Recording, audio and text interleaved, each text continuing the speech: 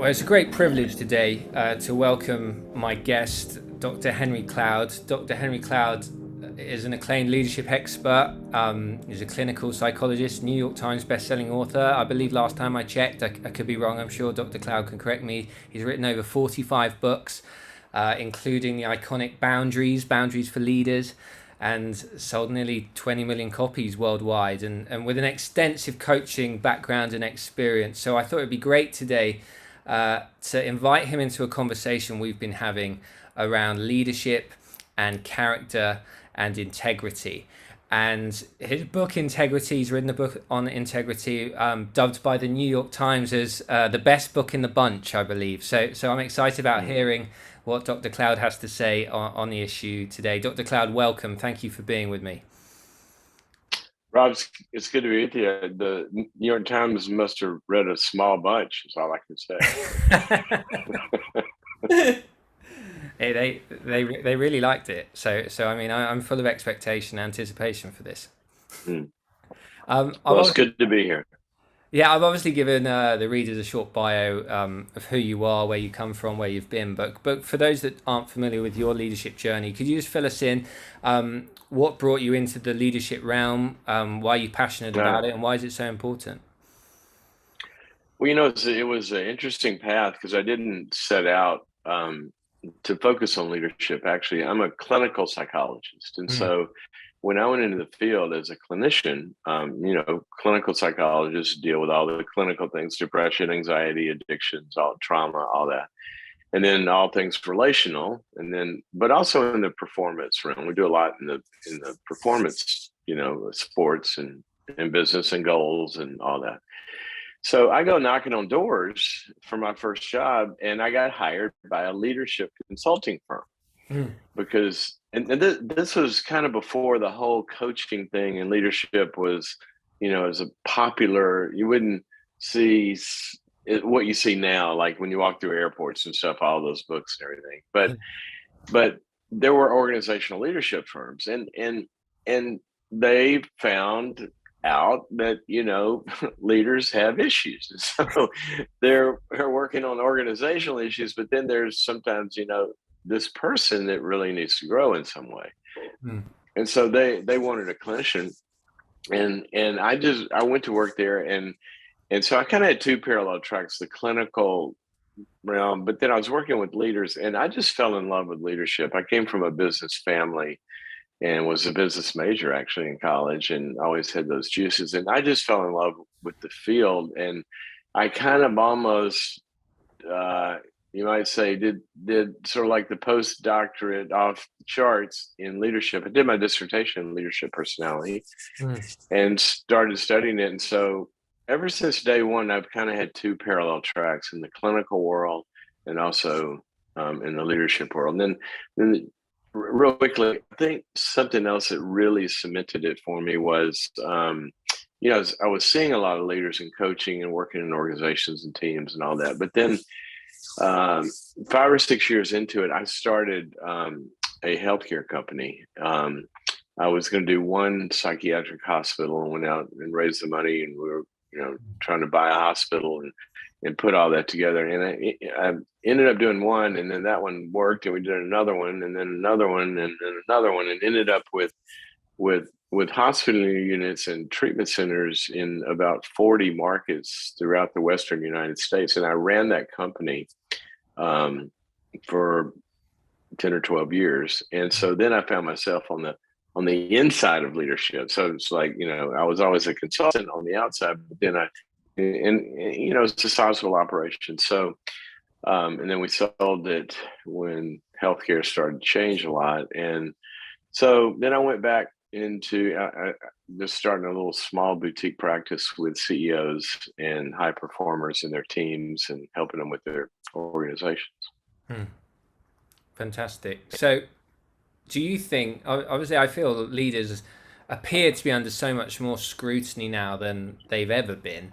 Has that always been the way, or do you think social media and what have you has just amplified that? With the work you've done with teams, CEOs in that industry, the need for leaders to have integrity and character.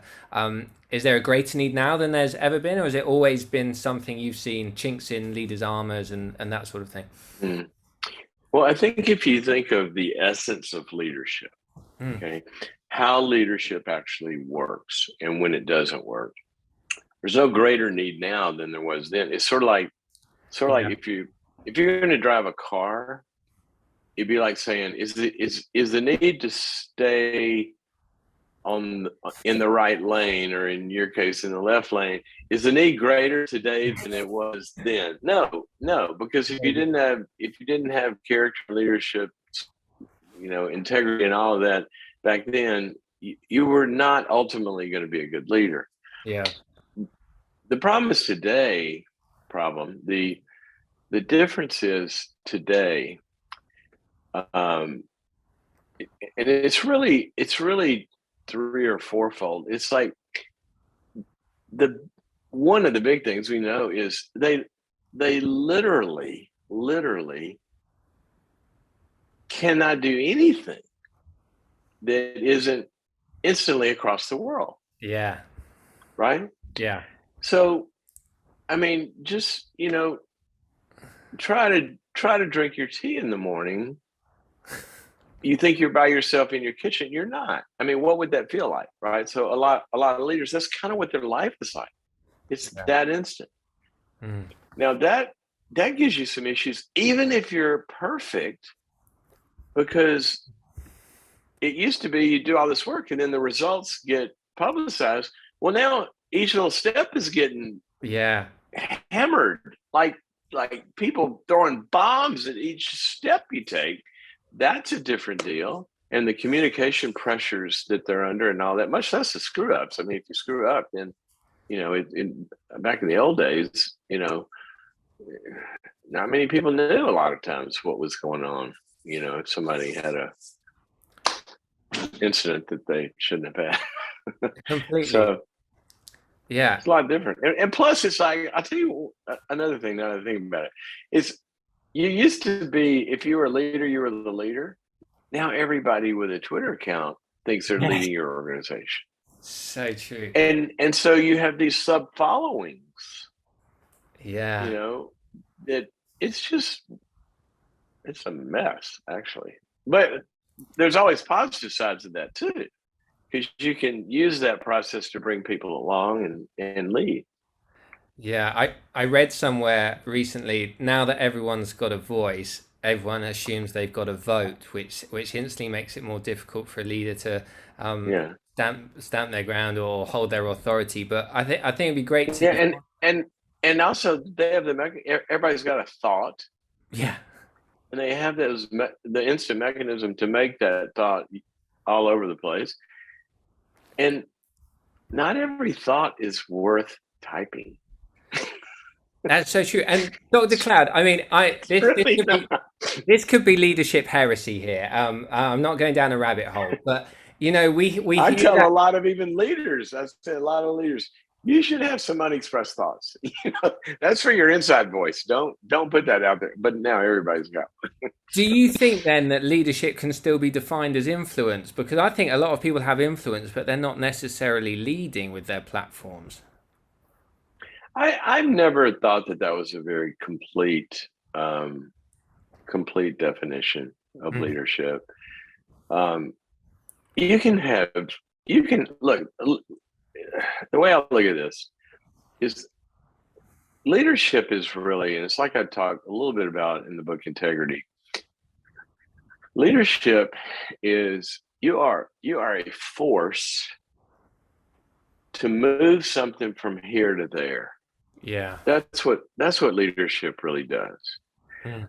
Now, some people do that through influence. Some people do that through brains and innovation. There's a lot of different elements that go into being a force. When I wrote the book Integrity, what I didn't want it to be was one more book on morals and ethics, and just telling the truth, because that's not what integrity means. Mm. Integrity means wholeness, an integer is a whole number. To have integrity means to be integrated, all of the different parts of what it means to be a high functioning human are integrated and working. Okay. Yeah. Now, morals and ethics it's sort of like the foundation of all of that. The house can't stand without a foundation. And if somebody's lying, cheating, and stealing, then that's like a permission to play passport to even get into the. So if they don't have that, then they shouldn't even be there, right? But what is character above? I mean, everybody's worked with leaders that wouldn't lie, cheat, and steal. But if you ask them if you want to work with them again, you'd say no. Sure. Why? Because the rest of their makeup is crazy or Yes. ineffective or weak or hurtful or scattered or afraid or non-persevering or has meltdowns or whatever it is. There's a lot that goes into being a whole integrated person. Hmm. Yeah, and I've heard lots of different definitions of it. I've always thought that though I bring a different approach and different take to each different situation, the essential nature of who I am should remain unchanged in every encounter. But what would your definition be? I love what you say about Oh, wait um, a minute. Say what are we defining? so Which word? if I was to define integrity and character, my understanding's been that though I might bring a different approach to different situations, the essential nature of who I am remains unchanged in every encounter. That's like the ideal. But you've got a much more, I'd say, practical definition about the Well, ability. I think what you're talking about, it kind of interfaces on the one hand with duplicity. That there's a way to think about integrity, like you're talking about, in terms of duplicity. That somebody is a different person, Yeah, in different environments for different reasons. Um, and you'll often hear the phrase, "Well, they're the same person in public they are in private," and things yeah, like that, which really has to do, I think, with duplicity. But even if you have duplicity, even if these two people, what's their makeup? mm, And to me, that gets at character. Character is really the makeup of who the person is. It's what the equipment consists of. Because even if you go into the context being the same equipment that you were in the other context, then what does that equipment bring to the party? And then when reality demands come and interface with that leader, the character, the makeup has got to meet the demands of those realities. And so if you build a fighter jet, for example, and the material that the plane is constructed of, if it doesn't have what engineers call structural integrity, mm, it's going to have cracks when it hits certain kinds of torque. yeah, And that's what happens with leaders. Leaders sometimes can perform well until they get into that meeting or that market or have that direct report or have that product failure, then, or that opportunity even. mm. Then how does their makeup interface with that reality? And that's when people like me get called, usually. So describe. Sometimes, sometimes it's when things are going great. People just want to get better. Yeah. I just got a new project a few months ago, and I was just kind of laughing at how great this leader was because everything's going really well. Mm. And he says, I had another coach and kind of got, felt like I got everything I could need. I always want to grow and always want to get better. And so uh, those are really good things for people to think about. You don't have to be crashing and burning to be growing, because if you're not growing, you're going to hit some torque somewhere. And also you're not going to capture the opportunities that are before you to their full extent if you're not the best you can be. I love that. So the courage to meet the demands of reality, that essentially defines integrity. What would you say to someone that's got cracks in their character and their foundation. In the book, for example, you talk about the whole area of embracing problem solving, and rather than making excuses, you step in and you embrace the reality of the situation. Do you think some people are... Let's get the words like, just so we're talking about the same thing. What I didn't call it embracing problem solving. What I said was that a person of integrity, their character embraces the negative. Yes. Mm. And so negative may appear in a problem. Negative may appear inside of me. Negative may appear in a market challenge. It may appear in bad numbers on a P&L. It may appear with a direct report I've got, or a team culture or morale problem.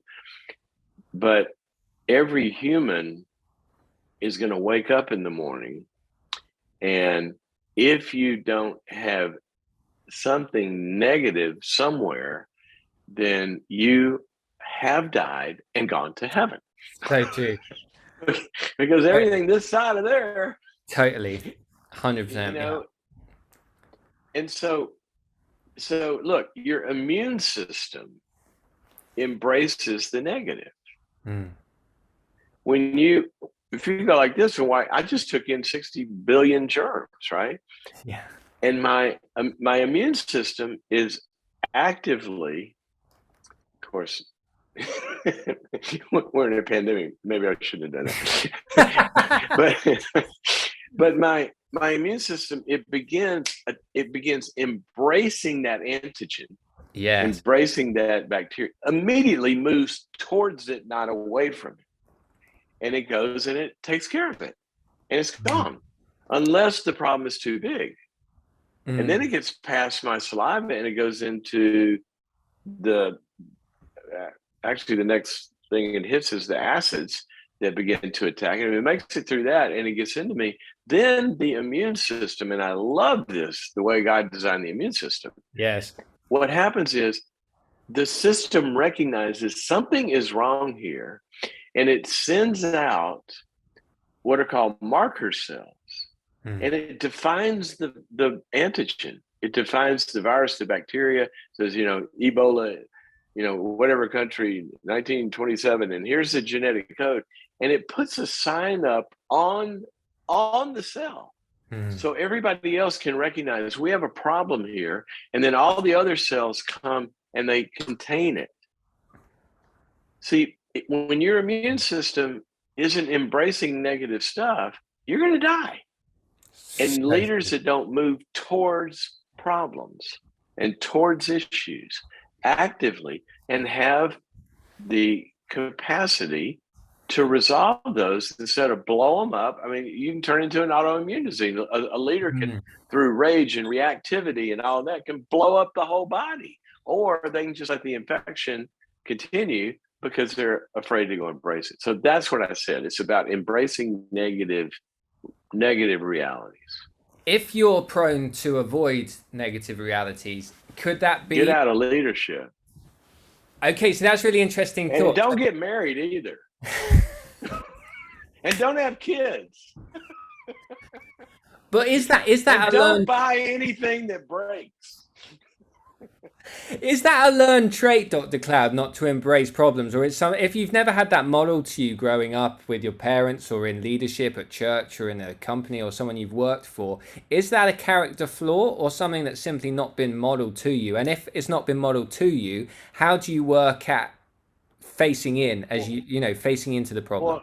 Well, if we take blame out of flaw, is it a character flaw or something that hasn't been bought? I mean, really, what you're asking there is, are they innocent? Did they come by this innocently, or Look, let's throw out the idea that there's any perfect character out there. True. Okay. Yeah. So a flaw is something that is not like it ought to be, and it's impeding me. Now, I might have gotten that from what didn't get built into me or modeled by my parents or my leaders or my teachers or whatever. I might have come about that because not what I didn't get, but what I did get. For example, some people, even leaders, some people have come from, maybe there's some trauma in their background. Yeah. Okay. So that trauma is forever stained on their hippocampus in their brain, which, given certain conditions, that button can be hit and their capacity, their IQ immediately drops 20, 30, 40 points. And their prefrontal cortex is not making decisions anymore. It's reacting. Now, that's a problem in leadership if you have a reactive leader. Yes. And that can be caused by trauma, but it also can be caused by weakness. So if somebody has not, like you're saying, if somebody has not built the skills to not get triggered in negotiations, for example, and they don't get hooked, and see, leaders sometimes get in negotiations and they start to persuade, right? They start to argue their point. They try to convince somebody. There's nothing worse in a negotiation than doing that. It takes the other person out of control. Their amygdala hikes up. They're pushing against you, all of that. But if you're not reacting to their position and you're sitting back, then your prefrontal cortex has 46,000 options at your disposal because you're thinking, you're not reacting. That would be an example of a lack of integrity, not moral integrity in terms of you're a good guy or a bad guy, but the integration of all your human capacities to be able to answer the issue at hand. So interesting. So, I mean, how many people can just look back to some meeting in the last month where somebody got a little amped and the outcome wasn't good? We didn't get the answer we needed to. We're doing a workaround to stay away from that person's issues. yeah. And then I think of the other side of the spectrum, those that really should face into some confrontation, but they don't. And so they're walking away from a meeting or a conversation with things left unsaid. And how would you like to have a doctor that's afraid to say the word tumor? yeah. Oh my goodness, that's so true. That's so true. When we got a leader that can't name an issue or name a problem out loud and face it, then you got a doctor that's afraid of blood. Sir, I mean, think about this. This is not rocket science. A surgeon's in the middle, starts cutting. What if you had a surgeon that is, I just had a total knee replacement, and what if halfway through the guy going, "Oh crap, he's bleeding! Oh no!" That's the leader we want. We want leaders that dive into problems. So you said there it's simple, but often simple's not easy. Often we focus when we think of character integrity with leaders, we think of gold guys or girls and glory. But actually, a lot of what we're talking about are the smaller things that we don't address. If you were coaching a group of leaders now, and some of them were dealing with things like people pleasing, insecurity, fear of rejection, where would they start? Where would you start off with them, Dr. Cloud? Are you lumping all those into one? People pleasing? No, that was unfair. I mean, I was just throwing different. Let's choose one. If you want to choose one and go with it, that's cool. Well, first of all, I think that you've got to put it in a context. Yeah. If for a leader, first of all, to really, really understand what we're asking somebody to do, we're asking them to face something, is you're asking them to violate their brain. Because their brain, if they've got an issue, their brain has been constructed in a way where it's either actively avoiding that issue or unaware of it, right? So good. Now, as they do become aware of it, what that does is that causes some anxiety. When we become aware of something that kind of rocks our "I've got to change" boat, then now we're awake. So this is a great moment because we know from brain science, learning and behavior change only takes place in a state of arousal. And so if you don't have because you don't even have the chemistry being fired that can can make the imprint on the cells to create new neurological patterns unless somebody's aroused. And so what we've first got to do is we've got to get the leader, and oftentimes they self-select for this because they are aroused because things aren't working, is we got to get to a place to where this matters to you. And so there's a number of different ways to do that, but you got to have some sort of leverage that it's got to be pressure, right? And so it's either coming from their internal pressure of, I need to get better. I'm in distress. I can't go into another meeting and feel like that. Yeah. And the first thing, or sometimes if they're in denial, we have to bring pressure from the outside. It may be the board that has to step in. I just had a situation with a company where an outside, let's call it an outside, it's not a partner because they're not legally connected, but another company. It would be like a tech company that gets their chips from a provider. Okay. Yeah. Where the provider, call them a vendor, but that makes it sound smaller than it is, but their alliance, their partner, really, they had to come and say, we're not working with you anymore unless you do something about this person. So sometimes the leverage comes from the outside. Now, what you want to do ideally is you want to, as a leader, and guys, if you don't hear anything else that I say, the men and women that are listening right now, don't wait until the pressure comes from some pain point, either inside of you or outside of you. This isn't rocket science. Go get your teeth cleaned before you have a cavity. Okay. And then you won't have cavities, right? That's why the great leaders, they don't go into leadership fix mode because they don't wait till things are broken. They go into fix me all the time mode by they have some process. They have a coach, they have some mentors, they have some advisors and all these people, by the way, are not stakeholders.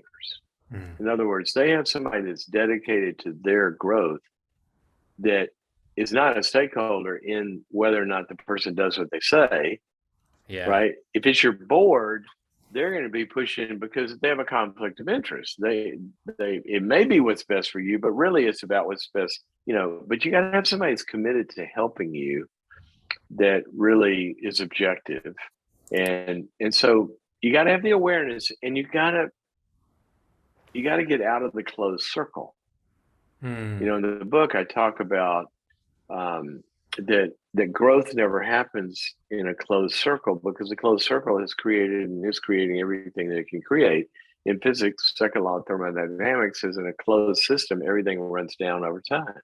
And that's what a lot of leaders do.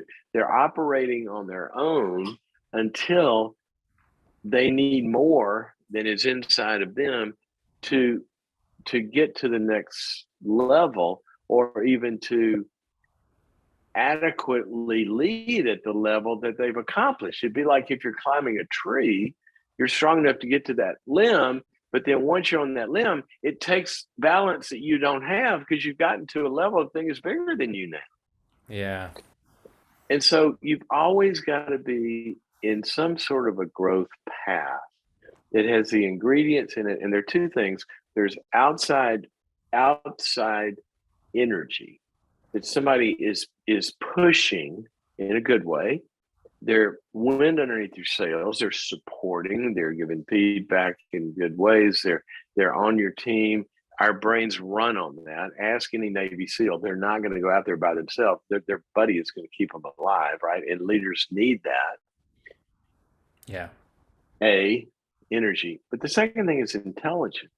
See, for energy to create output, it's got to have intelligence. You can't just pour gas in a car and think it's going to go somewhere. You got to put gas in the car, but the intelligence of the designer of the system takes it and mixes it with oxygen, and so you've got to have some wisdom to help you grow. So now in answer to your question, we've got an awareness, but we've got a systemic context that can actually do something better, right? We know what to do. You got some people working on it that can help you.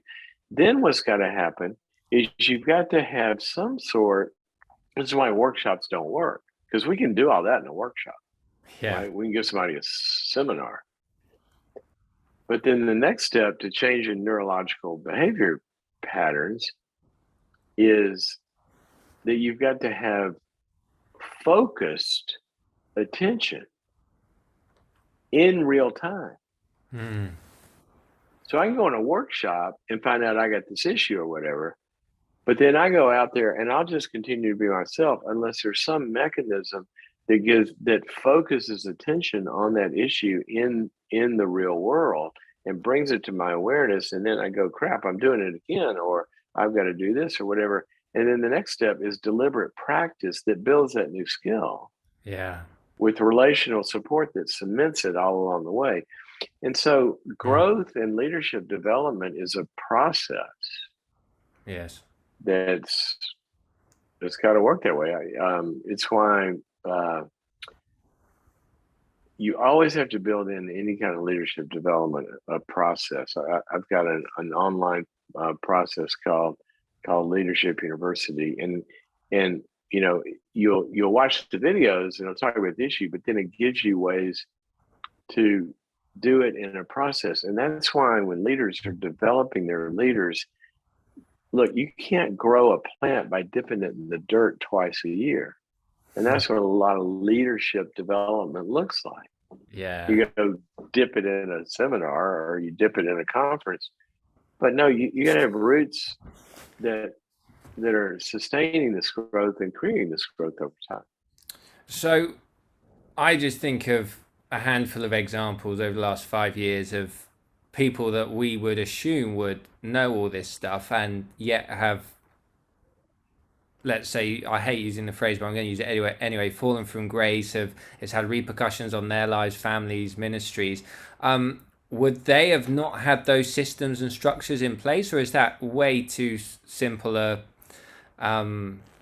prescription for what's happened? Like, I'm interested from your perspective. Without knowing individual cases, Yeah. let me give you some possible scenarios.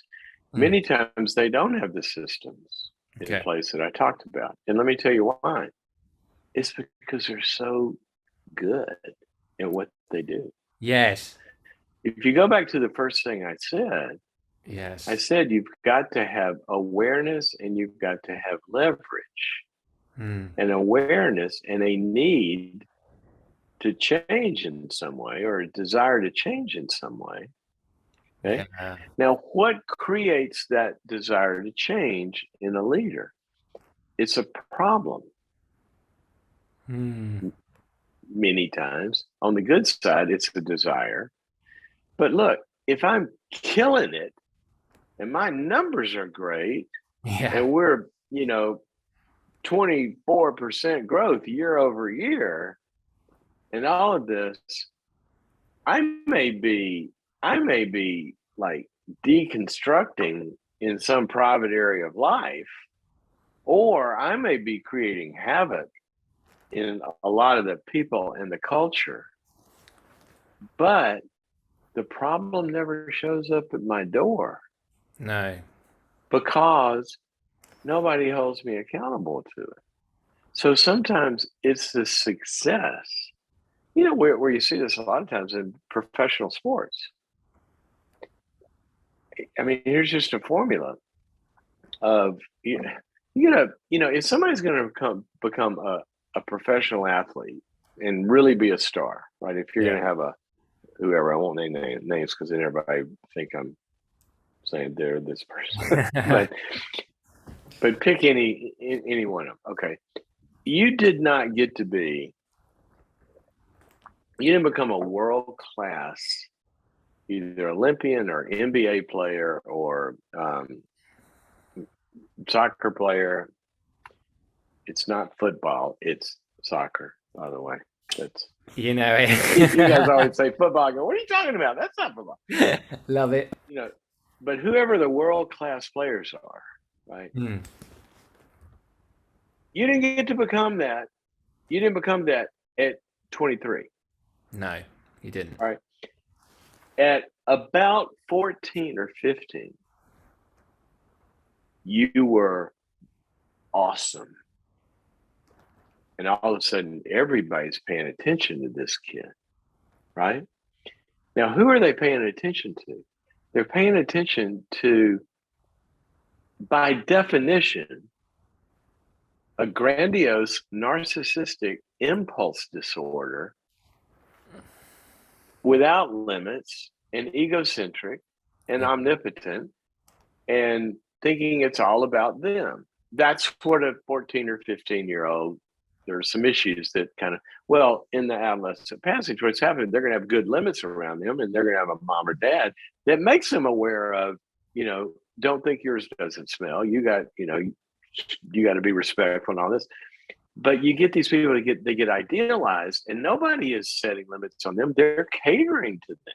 Their pictures are all over the place. And so by the time they hit 21, somebody writes them a check for $100 million and they just fuel and give them resources. And so it's like this in business too. Sometimes a leader's success shields them from anybody making them deal with these issues. Who's going to fire somebody that's getting great results because of other leadership issues? It's rare. It happens, but it's rare. So that's one scenario. Yeah. Another scenario is that they're sort of, I'm a boater and I've always had boats and I live on the Pacific and my last boat was a significant, it's a ship, basically. Wonderful.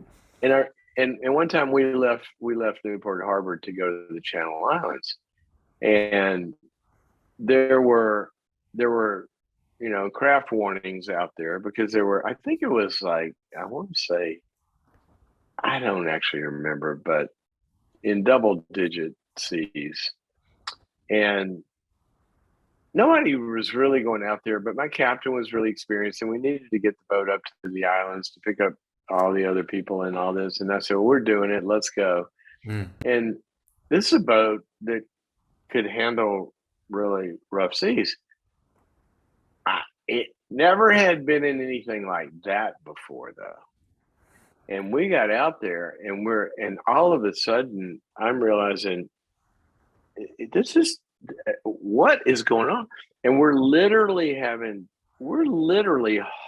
to hold on because we're going to get thrown off. So it was like, the Perfect Storm movie or something. Yeah. And I'll never forget, we got up to where we were going to go into Ventura Harbor.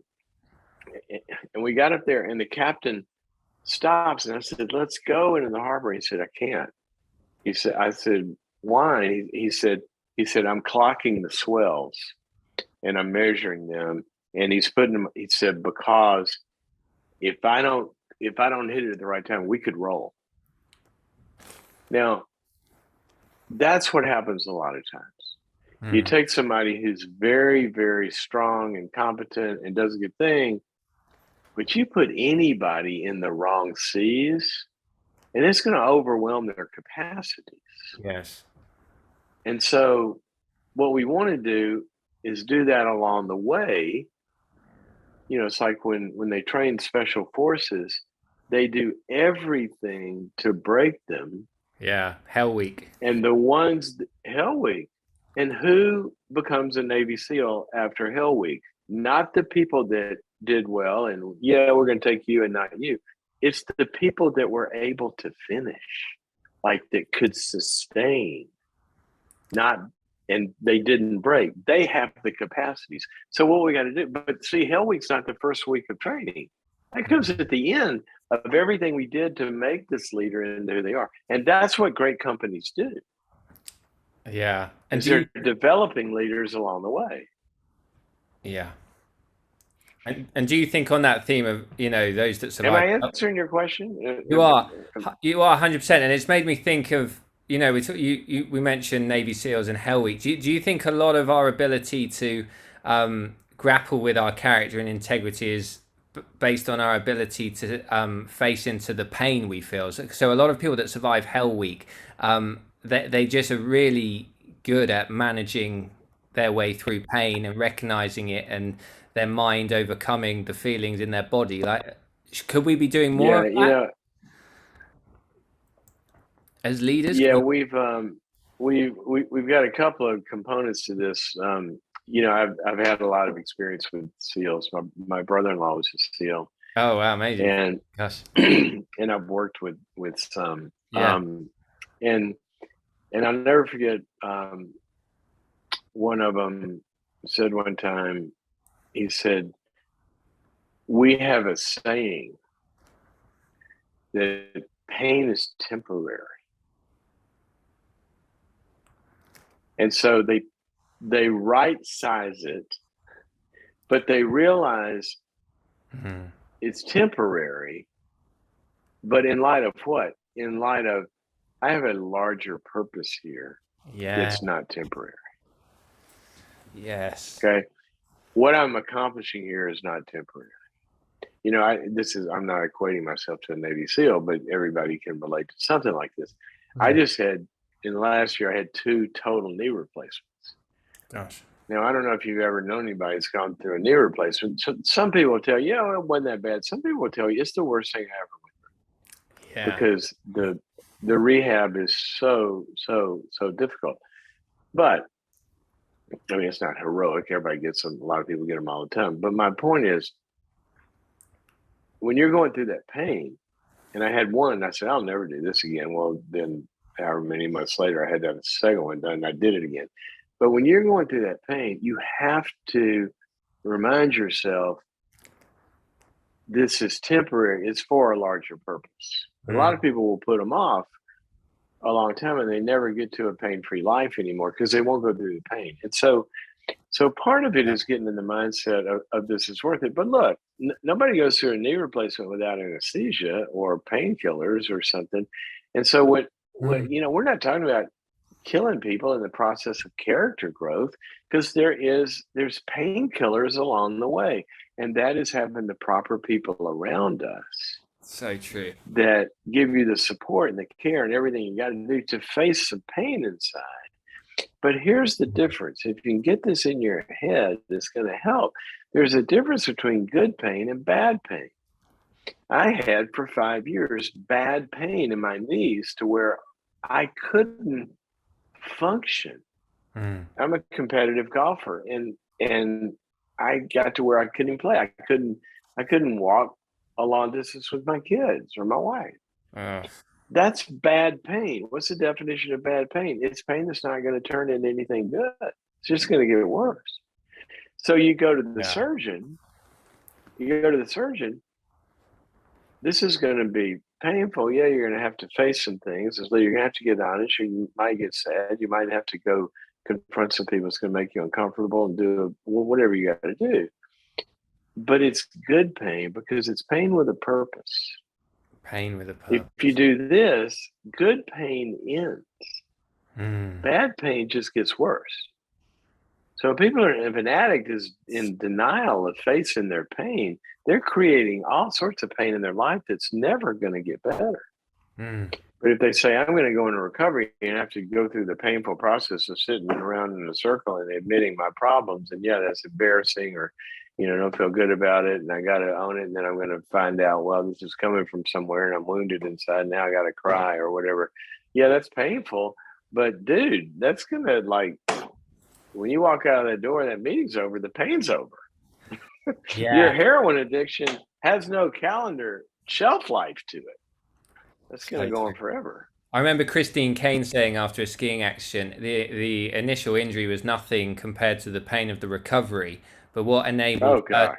but what enabled her to recover was having that bigger why. You know, she wants to be able to walk, as you were saying, with your family. She wants to be able to walk with her daughters. She wants to be able to climb mountains with her husband, which she can now do. But it really emphasized what you're saying, you know, that she needed that big why to help her survive the ins and outs of recovering. Yeah, it's just, I mean, I say this a lot. I'm only 8 weeks into the second one right now, Oh and wow. so I'm still in PT. I was there yesterday, and literally every eighth of an inch of flexibility that you get, you pay for. I mean, I was yesterday.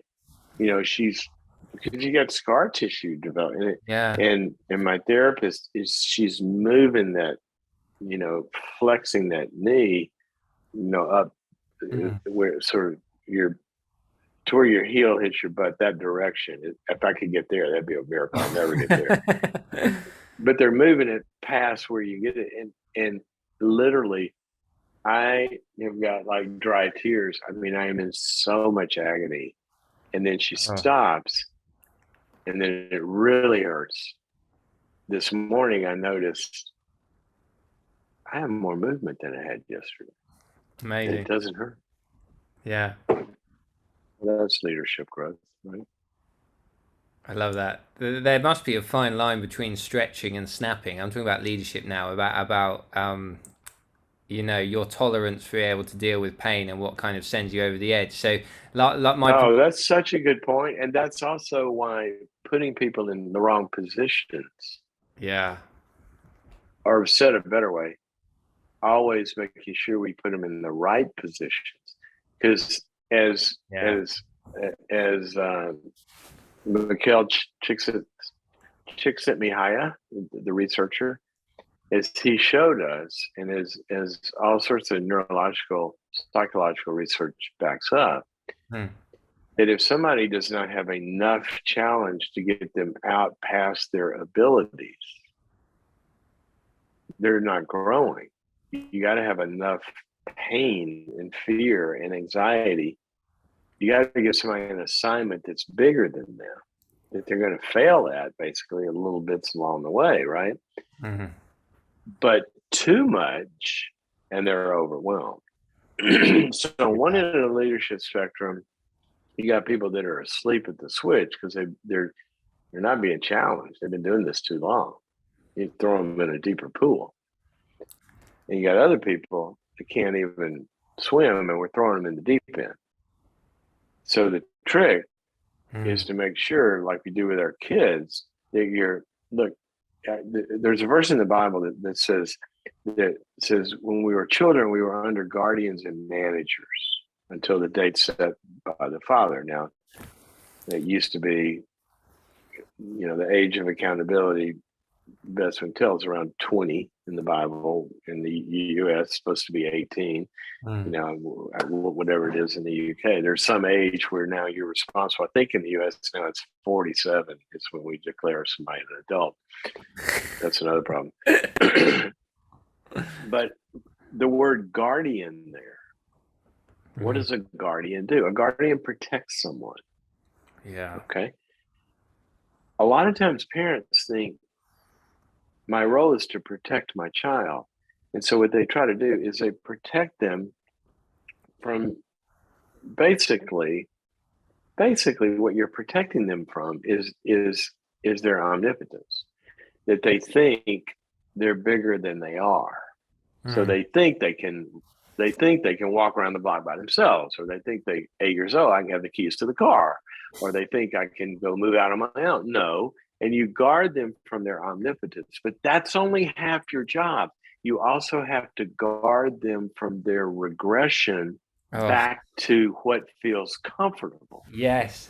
So, And just you got to guard them from acting littler than they are. You got oh, to force them to stay on the overnight when they're screaming to come pick me up. I'm scared.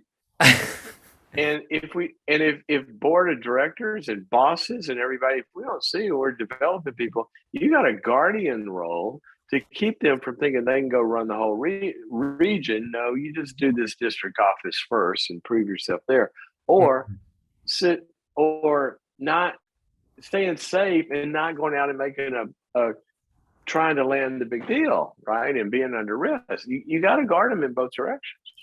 This is so on point. Before this conversation, I was speaking via Zoom to a group of leaders, and one of the questions was, "How do I know when I'm maturing as a leader?" And I said one of the markers and measurements for me is my ability to realize and essentially recognize that healing isn't always convenient. And I said this. I said often because I don't have the courage to step into the character flaws, instead of stepping out and stepping into them, I'll use language like, "Oh, I just don't feel peace to address that right now." But it's not really a lack of peace or wanting to feel peace. It's actually, I want to find relief. And I'll often say, "Oh, I just want to feel peace," when actually I want to find relief because I don't want to step into the reality of some of these character flaws. So, I how? mean, think if you were signing up, if you were going into training to be a Navy SEAL. Yeah. Okay. Okay. So think of a commanding officer on your first day Yeah. when all the recruits are standing in the line, showing up and say, welcome, welcome to the party. We're going to go on a vacation. You're going to have so much fun. Nothing's going to be hard. We're going to bring you drinks on the beach. You know, no, you're signing up for travail. Yeah. Yeah. And this is part of the cross I think we're to carry as leaders that we might not have recognized when we responded to the call. Because it's, as you say, Part, said at the start, it's ongoing. I always tell people when they are in leadership development, I said, look, it's about, part of it is about we haven't talked about the positive side. We're still in embracing the negative here in this conversation. But I say, look, here's the deal. You go to work and you're bombarded with negative realities, and you got to grow into being able to deal with those. That plane has got to handle those rough skies, or we can't send it into battle, right? So you got to grow and able to handle those kinds of problems. Now, if you do that well, you get a reward. Yeah, it's true. Then you get promoted to get to handle bigger problems. That's your reward. And then if you handle those well, you get a bigger position where the problems that come on your desk, you didn't even know problems like that existed. The the president of the United States, or the leader of the UK, every morning they get a brief. They hand them a notebook of stuff that can blow up in the world. Yes. Yes. That they got to worry about. Now, if you're not in that chair, you don't get that notebook. So there's your reward, people. There's your reward. Do a good job and you'll get to handle bigger problems, but you'll be ready for it. And the greater Yeah. reward of the why and the purpose and the service that you're providing and the outcomes of moving people from here to there, that's why we do it. And that's much more rewarding than the pain you'll go through.